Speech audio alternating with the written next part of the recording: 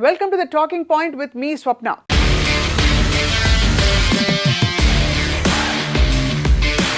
ఇటీవల కాలంలో వర్షాకాలం వచ్చిన తర్వాత ఎస్పెషలీ యువతంతా పానీపూరి మీద పడ్డారు. సో ఇది ఫేవరెట్ డిష్ అయిపోయింది. గతంలో కొన్ని రాష్ట్రాల్లో మాత్రమే ఇవి కనిపించేవి.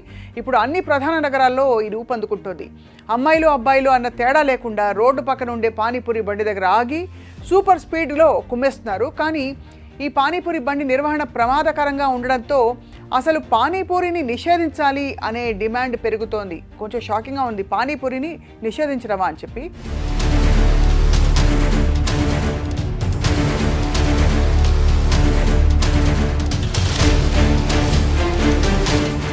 నాలుగు రోజులుగా కర్ణాటక, తమిళనాడులో వరుసగా రైడ్స్ చేస్తే దిమ్మ తిరిగే విషయాలు బయటపడ్డాయి. అసలు పానీపూరి మీద అబ్జెక్షన్స్ ఏమిటి? ఎంత సరళమైన ఫుడ్ కదా ఇది అనుకుంటున్నారు కదా. కర్ణాటక, తమిళనాడులో తేలింది ఏమిటంటే నిషేధం విధించే అవకాశాలు ఎంతవరకు ఉన్నాయన్న విషయాలు కూడా మనం పరిశీలిద్దాం.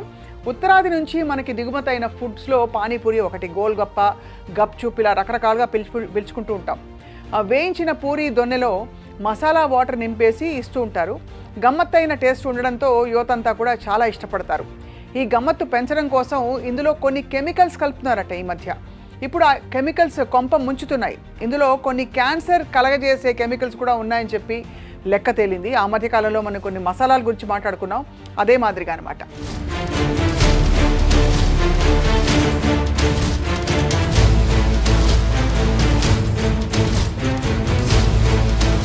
కర్ణాటకలో కొంతకాలం క్రితం ఫుడ్స్లో కలుపుతున్న కెమికల్స్ మీద ఫిర్యాదులు చాలా వెల్లువెత్తాయి. రంగు పెంచడానికి, గమ్మత్తైన టేస్ట్ ఇవ్వడం కోసం ఈ కెమికల్స్ బాగా కలుపుతున్నట్టు తెలుస్తోంది. దీంతో ప్రమాదకరమైన కెమికల్స్ మీద కర్ణాటక ప్రభుత్వం నిషేధం విధించింది. అయినప్పటికీ పట్టించుకోకుండా రోడ్డు పక్కన ఉండే పానీపూరి బండ్ల దగ్గర ఈ కెమికల్స్ విరివిగా వాడేస్తూ పానీపూరి అమ్మేస్తున్నారు.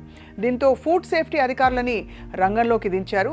బెంగళూరులో చుట్టుపక్కల ప్రాంతాలలో 250 శాంపిల్స్ని సేకరించి టెస్ట్లకు పంపించారు. ఈ టెస్టుల్లో కళ్ళు చెదిరే విషయాలు బయటపడ్డాయి. గతంలో నిషేధించిన కెమికల్స్ మాత్రమే కాకుండా ఇప్పుడు కొత్త రకం కెమికల్స్ కూడా విచ్చలవిడిగా వాడేస్తున్నారు అని లెక్క తేలింది.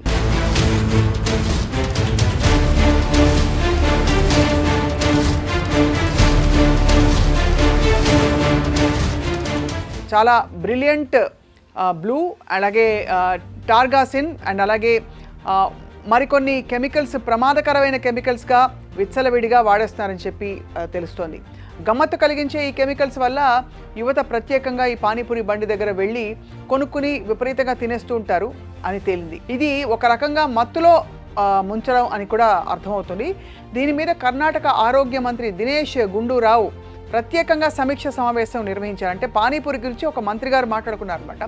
పట్టణ ప్రాంతం ఎక్కువగా ఉండే 10 జిల్లాల్లో విస్తారంగా తనిఖీలు నిర్వహించాలని చెప్పి బెంగళూరు, మైసూరు, మంగళూరు, గుల్బర్గా వంటి సిటీస్లో ప్రత్యేక దృష్టి పెట్టాలని చెప్పి ఆదేశాలు జారీ చేశారు. పానీపూరితో పాటు గోబీ మంచూరియా, నూడిల్స్, ఇక కబాబ్స్ వంటి వాటిలో కూడా ఈ రసాయనాలు విపరీతంగా కలుపుతున్నట్టు గుర్తించారు.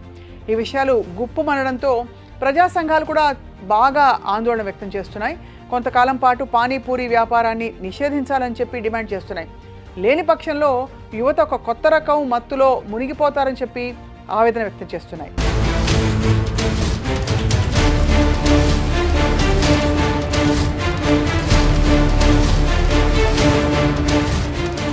మరోవైపు కర్ణాటకలో జరుగుతున్న కలకలాన్ని గమనించిన తమిళనాడు ప్రభుత్వం బాగా అప్రమత్తమైంది.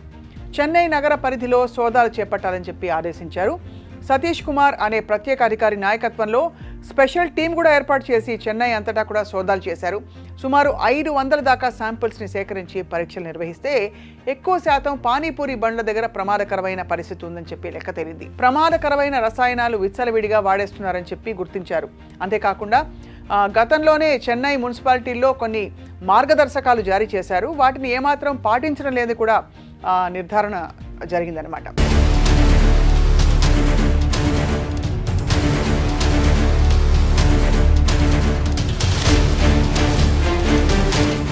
సో పానీపూరి అమ్మే వ్యక్తులు చేతులకు ఖచ్చితంగా గ్లవ్స్ తొడుక్కోవాలి.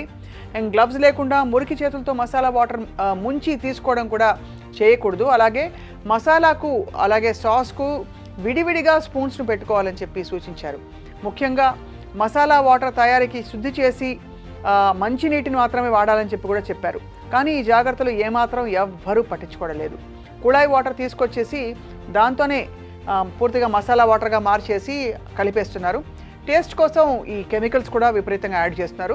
మురికి చేతులతో మసాలా వాటర్ ముంచేసి పూరీల్లో నింపేసి అందజేసేస్తున్నారు. సో ఈ విషయాలు పెద్దగా పట్టించుకొని కాలేజ్ యువతంతా కూడా పానీపూరికి బాగా అలవాటు పడిపోతున్నారు. చిన్న విషయంగా కనిపించినా చాలా పెద్ద విషయం ఇది.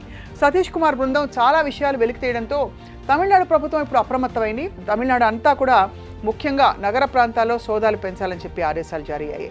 ఈ నివేదికల ఆధారంగా చర్యలు చేపట్టాలని చెప్పి భావిస్తున్నారు. తమిళనాడులో కూడా పానీపూరిని నిషేధించాలి అన్న డిమాండ్ వినిపిస్తోంది. మొత్తం మీద కర్ణాటక, తమిళనాడు అనుభవాలు మన తెలుగు ప్రజలకు బాగా లెసన్ అనుకోవాలి. మన చోట్ల కూడా మన చుట్టుపక్కల పరిశుభ్రమైన ప్రదేశాలు, నమ్మకమైన వ్యాపారస్తుల దగ్గర మాత్రమే పానీపూరి వంటి ఫుడ్స్ తీసుకోవాలని చెప్పి గమనించాలి. నాణ్యతలో ఎక్కడ రాజీ పడినా కూడా ఆరోగ్యం మీద పడుతుంది కాబట్టి మనం కూడా ఆరోగ్యాలు పాడు చేసుకోకుండా తస్మాత్ జాగ్రత్త. ఇంకా చెప్పాలంటే గప్చుప్ అంటాం కదా, పానీపూరిని గప్చుప్ అనాలి. Thank you all for watching the talking point.